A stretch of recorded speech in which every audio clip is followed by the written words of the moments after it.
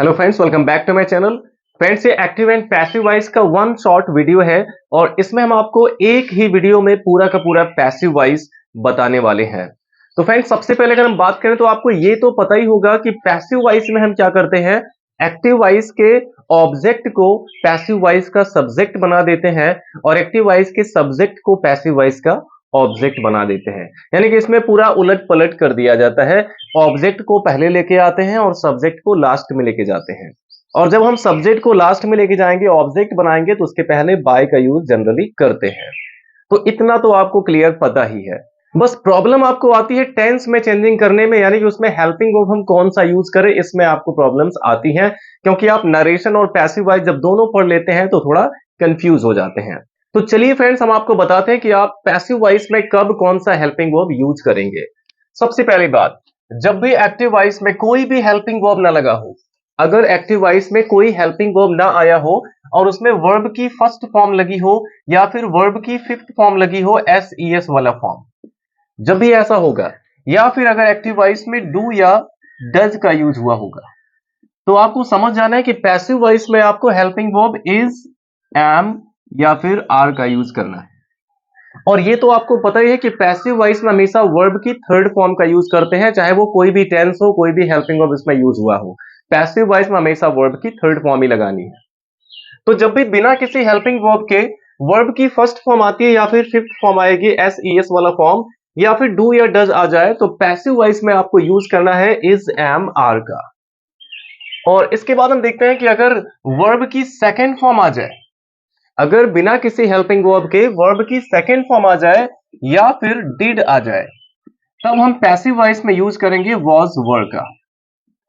Verb की second form या फिर डिड को चेंज करना है वॉज वर में।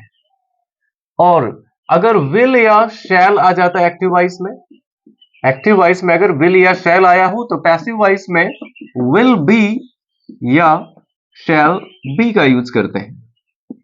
विल बी या शैल बी का यूज करेंगे जब एक्टिव वॉइस में विल या शैल आया होगा।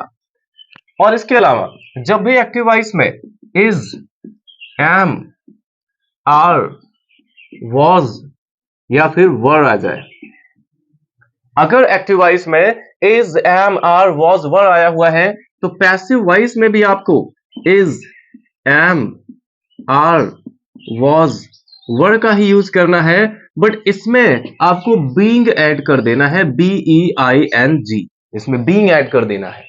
एक्टिव वॉइस में is, am, are, was, were आने पर पैसिव वॉइस में is being, am being, are being, was being, were being हो जाएगा। और अगर एक्टिव वॉइस में हैज, हैव या फिर हैड आ जाए, हैज, हैव या फिर हैड आ जाएगा, तो पैसिव वॉइस में भी आपको हैज, हैव या फिर हैड का ही यूज करना है, बट इसमें आपको बीन ऐड कर देना है, BEEN, तो has been, have been, had been हो जाएगा। और अगर विल हैव या शैल हैव आ जाए, विल हैव या फिर शैल हैव आया हो एक्टिव वॉइस में, तो पैसिव वॉइस में भी आपको विल हैव या शैल हैव ही लगाना है और इसमें भी आपको बीन ऐड कर देना है, यानी कि विल हैव बीन या शैल हैव बीन हो जाएगा। यानी कि अगर हैव आया है तो उसके साथ बीन आता है। तो इस तरीके से आपको पूरे 8 टेंसेस में चेंजिंग करना है। और इसके अलावा फ्रेंड्स, अगर कोई मॉडल वर्ब आ जाता है, अगर कोई मॉडल वर्ब आ जाए, जैसे हो गया may, might, can, could, should, would, must, ought to या फिर is to, am to, are to, was to, were to, has to, have to, had to, will have to, shall have to,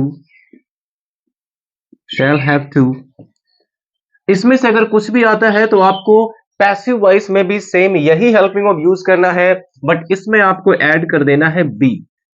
अगर can आएगा तो can भी हो जाएगा, मे आएगा तो मे भी हो जाएगा, माइट का माइट भी, कुड का कुड भी, शुड का शुड भी हो जाएगा, वुड का वुड भी हो जाएगा। इनमें से कोई भी मॉडल वर्ब अगर आता है तो आपको पैसिव वॉइस में भी वही मॉडल वर्ब यूज करना है, केवल उसमें बी ऐड कर देना है। और इसके अलावा अगर किसी भी मॉडल वर्ब के साथ हैव आया हुआ है, जैसे होता है वुड हैव, जैसे हो जाए would have, could have, should have,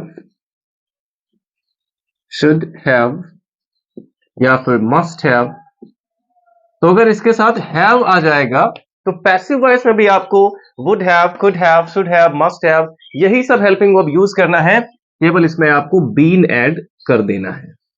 अगर हैव लगा होगा हेल्पिंग वर्ब में तो उसमें आपको बीन ऐड करना है, और अगर हैव के बाद टू भी रहे तो आपको केवल बी ऐड करना है। तो इस तरह से आप हेल्पिंग वर्ब्स में चेंजिंग करेंगे पूरे पैसिव वॉइस में। और आप चाहे तो इसका स्क्रीनशॉट ले लीजिए, क्योंकि इसी में आपका पूरा पैसिव वॉइस का चेंजिंग हो गया। इसके अलावा बचा केवल इंपेरेटिव सेंटेंस, और उसको हम आपको अभी वीडियो में आगे बताएंगे। तो फ्रेंड चलिए अब वन बाय वन इन सभी का हम एग्जाम्पल देख लेते हैं। सबसे पहला एग्जाम्पल हमारा है she teaches me Hindi. She teaches me Hindi. अब इस एक्टिव वॉइस को अगर आप देखेंगे तो इसमें टीच में ई एस आया हुआ है, यानी ये वर्ब की फिफ्थ फॉर्म है, और इसमें कोई हेल्पिंग वर्ब भी नहीं लगा हुआ है, यानी कि इसके पैसिव वॉइस में हमें यूज करना है इज एम आर का। तो सबसे पहला काम क्या करेंगे कि इसमें हम ऑब्जेक्ट को सब्जेक्ट बनाएंगे। सबसे पहले देखेंगे कि हमारा जो एक्टिव वॉइस है वो स्टार्ट किससे हुआ है, सब्जेक्ट से। तो पैसिव वॉइस को भी हम स्टार्ट करेंगे सब्जेक्ट से, लेकिन वो सब्जेक्ट किसको बनाएंगे, जो एक्टिव वॉइस का ऑब्जेक्ट होगा। और इसमें अगर देखा जाए तो दो दो ऑब्जेक्ट है, एक मी है और दूसरा हिंदी है। तो हमेशा आपको याद रखना है कि आप किसको सब्जेक्ट बनाएंगे, जो ऑब्जेक्ट वर्ब के सबसे नजदीक होगा। तो इसमें मी सबसे नजदीक है वर्ब के, तो मी को हम सब्जेक्ट बना देंगे, और उस मी का सब्जेक्टिव केस यहां पे लिखा जाएगा आई। इसके लिए आपको केस तो याद होना चाहिए, सब्जेक्टिव और ऑब्जेक्टिव केस।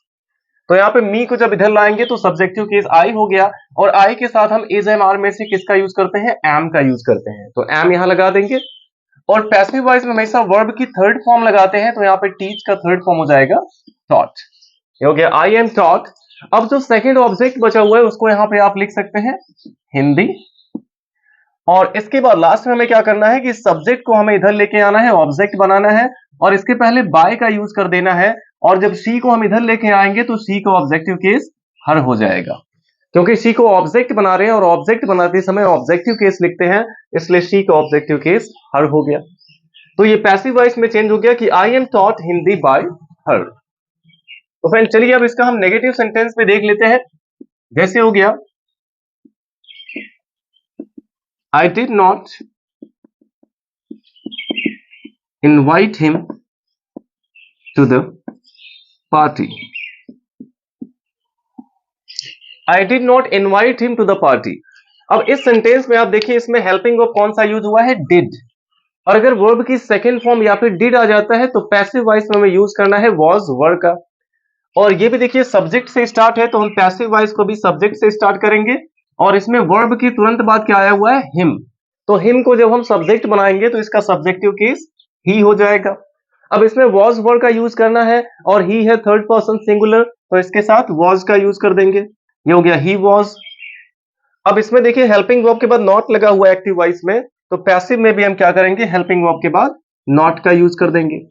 अब जैसा जैसा एक्टिव वॉइस में हुआ वैसे ही आपको पैसिव वॉइस में भी करना है। अगर वो अफर्मेटिव है तो पैसिव भी अफर्मेटिव होगा, वो नेगेटिव है अगर तो पैसिव भी नेगेटिव में बनाएंगे। अगर एक्टिव वॉइस इंट्रोगेटिव है तो पैसिव भी इंट्रोगेटिव में ही बनाएंगे। तो यहाँ पे हेल्पिंग वर्ब के बाद नॉट था, तो यहाँ भी हेल्पिंग वर्ब के बाद नॉट आ गया।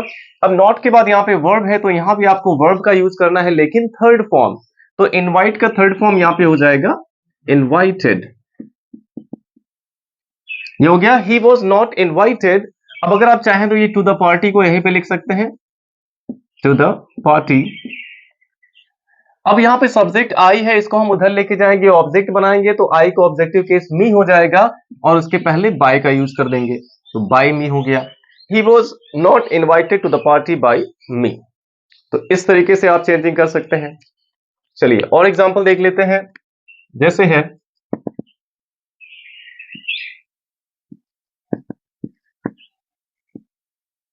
Are you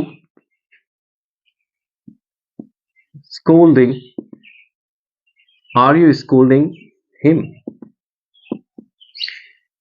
are you scolding him, क्या तुम उसे डांट रहे हो।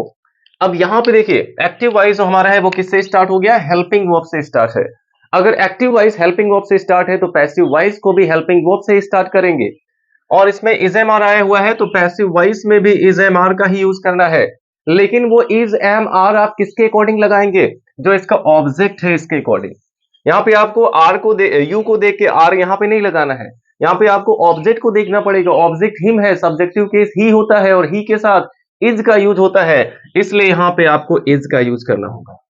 जरूरी नहीं कि एक्टिव वॉइस में अगर आर आया है तो पैसिव में भी आर ही आएगा, उसके ऑब्जेक्ट के अकॉर्डिंग हमें यहाँ पे हेल्पिंग वर्ब का यूज करना है। तो यहाँ पे हिम है थर्ड पर्सन सिंगुलर, इसलिए यहाँ पे इज आ गया। अब हिम को हम सब्जेक्ट बना देंगे तो यहाँ पे हो जाएगा ही। अब इसमें वर्ब आया हुआ है स्कोल्डिंग, तो इज एम आर जब भी आता है तो हम वर्ब की थर्ड फॉर्म के पहले बीइंग का यूज कर देंगे, हो जाएगा इज ही बीइंग। अब थर्ड फॉर्म आपको लिखना है scolded, is he being scolded.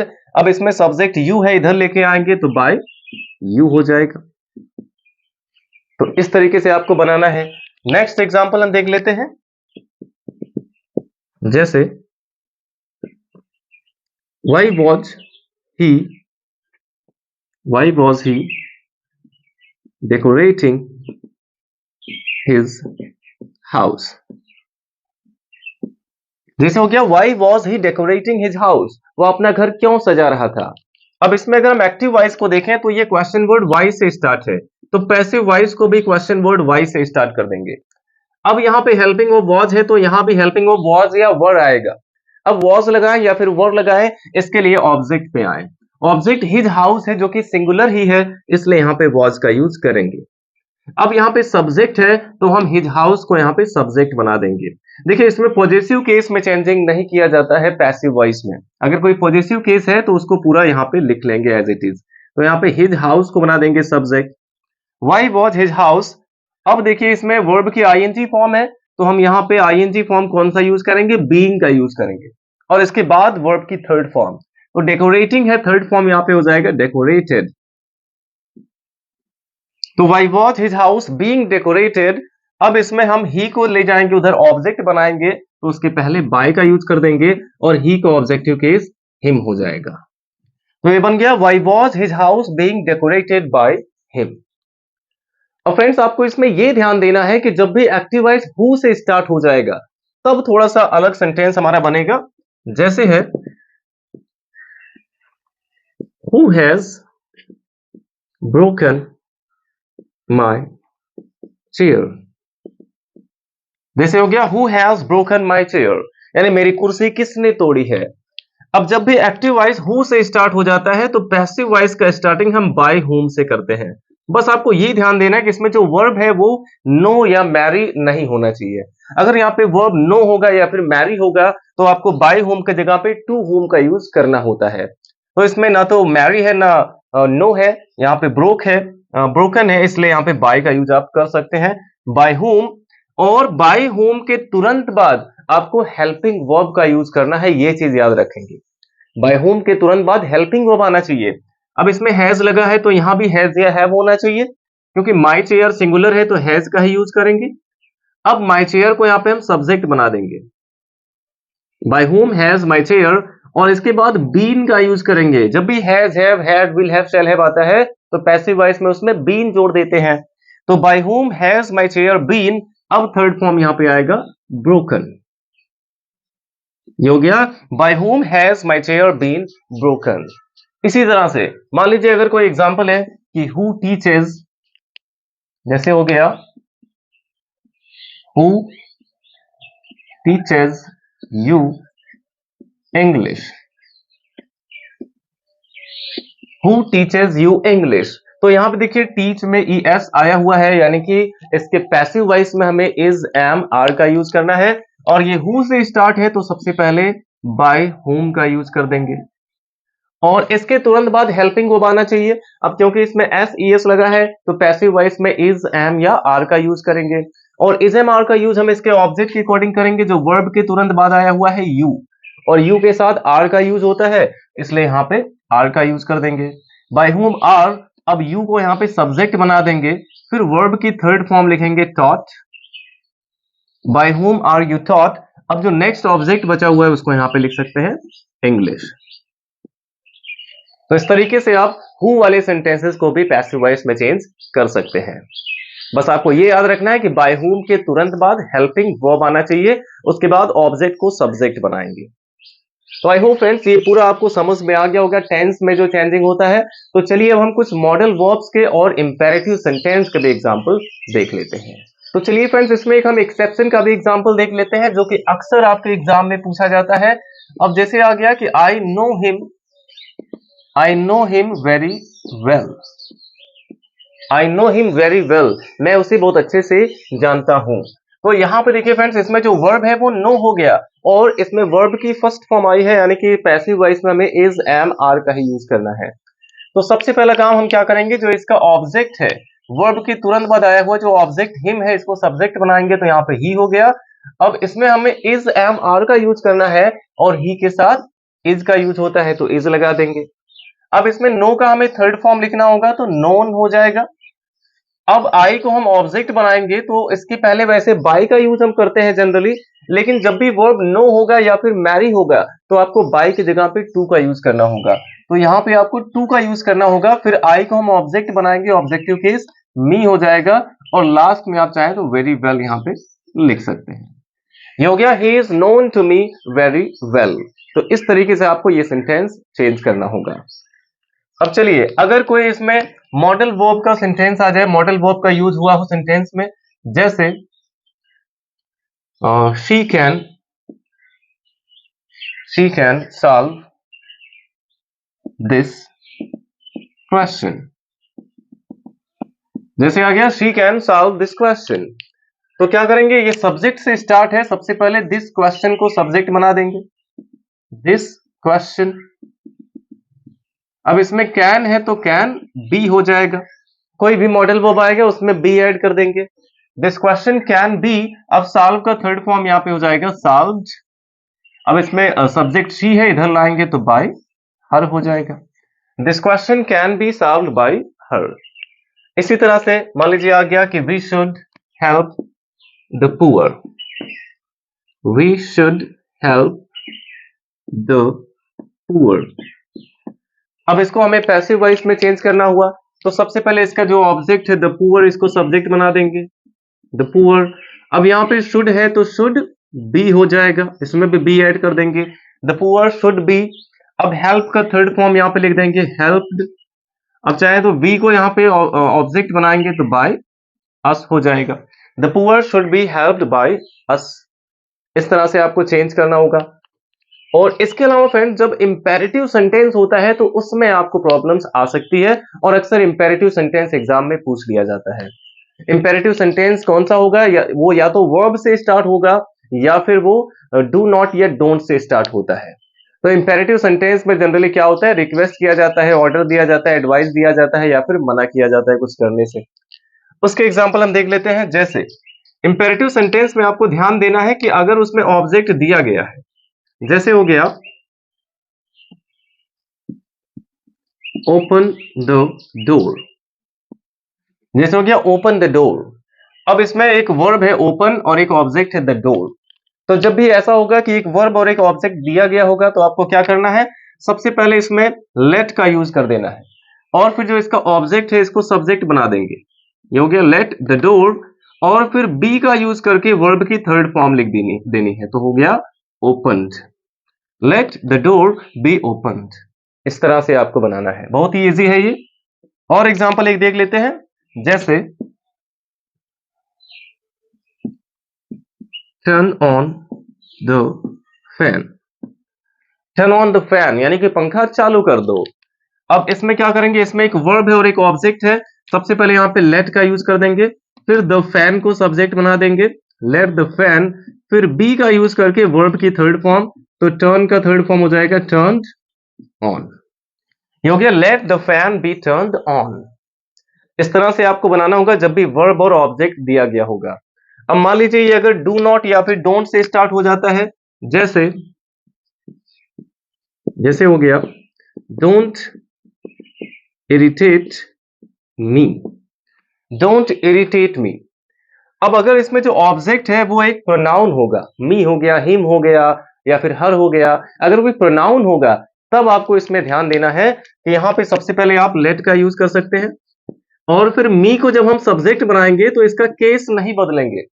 Late के बाद अगर हम कोई प्रोनाउन रख रहे हैं तो वो हमेशा ऑब्जेक्टिव केस में ही आएगा।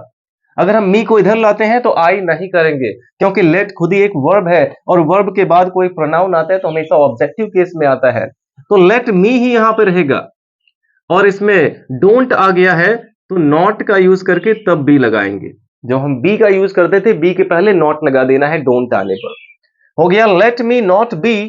फिर इरिटेट का थर्ड फॉर्म आप लिख सकते हैं irritated, let me not be irritated.